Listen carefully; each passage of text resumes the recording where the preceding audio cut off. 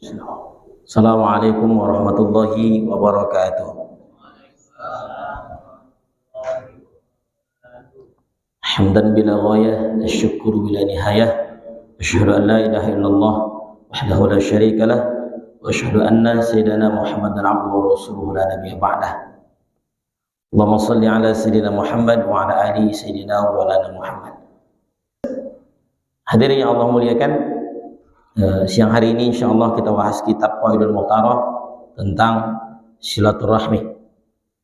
Silah, istilahnya silah ini diambil dari kata sala yasilu, sampai.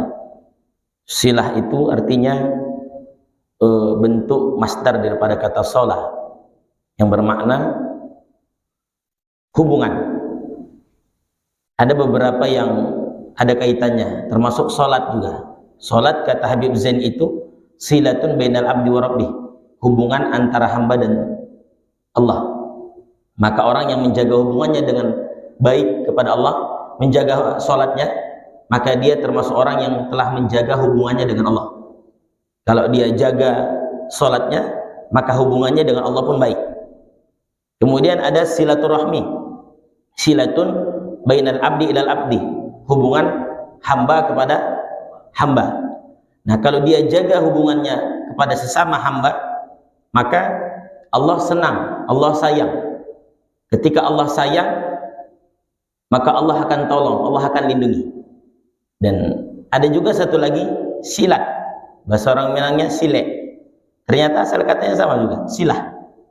Silah ini juga kalau bahasa pepatah mereka, zahir mencari kawan, batinnya mencari Tuhan. Itu silat. Makanya dalam Islam itu orang-orang yang jago silat itu mereka pasti menjaga hubungannya dengan Allah, menjaga hubungannya dengan sesama, sehingga Allah akan berikan mereka ilham dan jurus-jurus yang bagus, kira-kira begitu. Korelasinya adalah semuanya menjaga hubungan baik dengan Allah, menjaga hubungan baik kepada sesama. Kalau kita sudah menjaga hubungan baik sama Allah pada sesama manusia, maka saya yakin akan ada rahmat yang turun. Makanya disebut dengan silaturahmi. Rahmi itu rahmat. Rahmat itu kasih sayang Allah, kasih sayang Tuhan. Dimaknai oleh para ulama, kasih sayang Allah itu bagaimana bentuknya? Bisa perlindungan, bisa pertolongan, dan lain-lain. Makanya orang kalau sudah dapat rahmat Allah, kalau sudah dapat pertolongan Allah, kalau sudah dapat dia rahmat, dapat dia pertolongan, dapat dia perlindungan.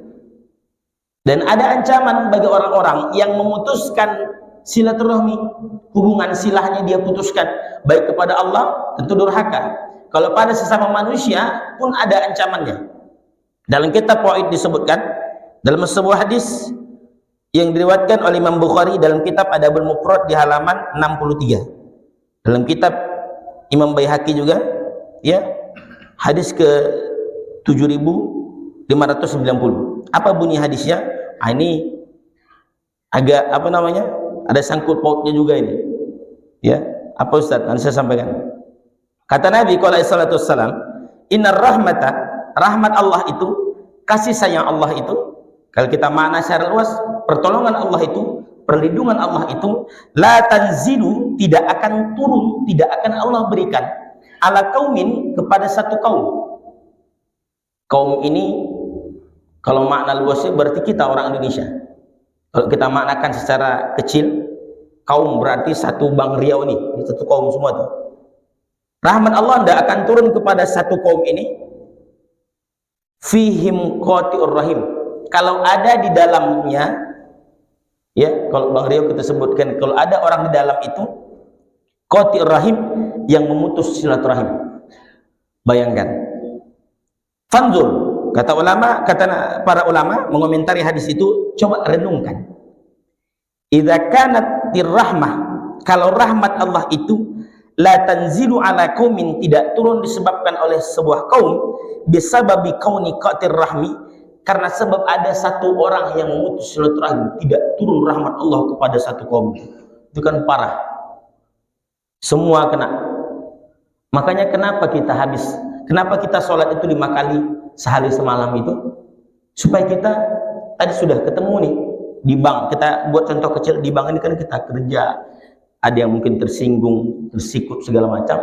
Nah, kita dipanggil Allah sholat 5 waktu. Habis sholat, kita senang lihat orang-orang dulu, Bapak Ibu. Apa budaya orang-orang dulu? Habis sholat itu salaman keliling sambil sholawat. Sallallahu rabbuna ala nuril mubin Ahmadan Mustafa Sayyidil mursalin wa ala alihi wa sahbihi ajma'in. Salaman tuh sampai semua. Hadis Nabi riwayat Imam Tirmidzi bahwa 2 orang Islam yang bertemu, sebelum tangannya lepas, sebelum mereka berpisah, Allah ampuni dosa-dosanya. Nah, jadi memang ada hubungannya dengan sholat, ya, silaturahim itu. Makanya kenapa kita 5 kali sehari semalam, supaya kita ketemu berjamaah, salam-salaman, maaf-maafan, masalah selesai. Sehingga rahmat Allah akan turun. Jadi jamaah hadirnya Allah muliakan. Jadi komentar tadi belum selesai. Itu karena satu orang, rahmat Allah tidak turun. Maka di komentar ulama lanjutannya, pakai payakunul halu ma'al qat'i nafsi. Lalu bagaimana kalau dosa satu orang yang memutus silaturahim kita kena, lalu bagaimana nasib si pemutus? Paham maksudnya jemaah? Kalau karena saya memutus silaturahim, kita semua tak dapat rahmat Allah. Pertanyaan ulama itu, bagaimana dosa kau yang memutus? Dosa saya itu sebesar apa? Jadi masya Allah luar biasa.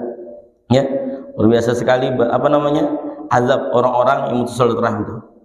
Wa kaifa yakunu maktullah? Bagaimana murkanya Allah kepada orang yang memutus silaturahim? Wa qat'uhu iyyahu min kulli khair, terputuslah iyyahu kepadanya min kulli khair, segala kebaikan. Jadi orang yang memutus silaturahim ini, segala kebaikan terputus daripada dia. Mana contohnya? Contohnya saya sholat, saya bermusuhan dengan Ustadz Abu. Enak enggak? Enggak. Pasti saya kalau hadir ke masjid ini, saya lihat dulu Bang Abu. Oh dia di sana, saya stop sini aja deh. Jangan dekat sana. Terus seperti itu. Sampai satu ketika saya lupa. Akhirnya kami sholat berdampingan. Ketawanya pas salam. Assalamualaikum warahmatullahi. Itu terasa tidak nikmat. Jadi memang apa kata pepatah kita orang Melayu, 1000 musuh 1000 kawan terlalu sedikit, 1 musuh terlalu banyak. Makanya kalau saya lihat ada Allah mulia berdasarkan hadis ini, bahwa kenapa rahmat Allah kadang tidak turun? Rahmat itu pertolongan, perlindungan. Jadi boleh jadi banyaknya masalah negeri ini hari ini sebab banyaknya orang-orang yang memutus silaturahim, apalagi dah dekat-dekat pemilu. Beda partai, beda pilihan, sudah saling menyalahkan, saling sikut menyikut. Betul tak hadirin Allah muliakan? Wajar tidak kadang pertolongan Allah itu sulit datang? Wajar tidak keburukan-keburukan segala macam itu sulit datang? Kenapa Ustaz? Ini ternyata sebabnya. Rahmat Allah itu tidak mereka jaga. Maka saya mengajak kepada hadirin Allah muliakan, ayo kita jadi wasilah turunnya rahmat Allah, bukan turunnya kebencian, bukan turunnya azab Allah, murka Allah. Bagaimana caranya? Kita jaga silaturahim. Kita jaga silaturahim, insya Allah Allah turunkan rahmat. Kan senang kita jadi wasilah turunnya kebaikan. Ini akan panas sekali nanti. Tak usahkan sesama kaum, bahkan laki bini gara-gara beda pilihan bisa berantem. Anak sama ayah bisa berantem gara-gara pilihan. Betul tak jemaah? Saya pernah merasakan dulu berapa tahun yang lalu sama ayah saya. Bukan berantem, cuman debat aja. Oh, dia milih ini 0 sekian, saya milih 0 sekian. Tak usah sebut angkanya, menjaga kode etik jurnalistik. Saya debat, oh, ini segala macam. Anak sama ayah gara-gara itu. Makanya hadirin Allah muliakan, ada yang lebih penting daripada itu, yang meski dijaga dan itu akan menurunkan rahmat Allah. Apa itu Ustaz? Silaturahmi. Kita hubungkan kasih sayang antara sesama kita. Kita jaga hubungan kita dengan Allah dengan salat, insya Allah rahmat Allah akan turun kepada kita. Apa bentuk rahmat itu Ustaz? Bentuk rahmat itu sekali lagi bisa perlindungan Allah, bisa bentuk pertolongan dalam kehidupan. Jadi rahmat Allah itu akan Allah berikan kepada kita semua. Apa arti rahmat itu menurut Syekh Al-Maraghi? Menurut Syekh Al-Maraghi, rahmat itu adalah keinginan seseorang ya yang mendorong dia untuk senantiasa berbuat baik. Itu rahmat. Keinginan kita, ada dorongan dari dalam batin, dalam diri kita untuk senantiasa berbuat baik kepada orang lain atau dalam hidup ini berbuat baik, itu tanda kita dapat rahmat Allah. Cuman kalau payah kita berbuat baik, berarti jauh kita dari rahmat Allah. Ada duri di jalan, ingin kita menyingkirkannya dan kita langsung singkirkan, kita dapat rahmat Allah. Jadi hadirin yang Allah muliakan, ini pemahaman hadis ini luar biasa. Jadi pelajaran kepada kita semua. Ayo ya, apalagi setelah Syawal ini tentu tahun-tahun politik yang agak memanas nanti, jadilah kita wasilah turunnya rahmat, bukan wasilah turunnya azab. Jadilah kita sebab kita hadir turun rahmat Allah, bukan turun murka dan azab Allah. Mudah-mudahan bermanfaat pada jamaah semua. Sedikit, mudah-mudahan bermanfaat, bisa diamalkan. Ya, kita jaga silaturahim. Sekali lagi, silaturahim kepada silaturahim itu ada dua, ada yang khusus, ada yang umum. Yang umum itu kepada sesama muslim, meski dijaga. Ini wajib, ya.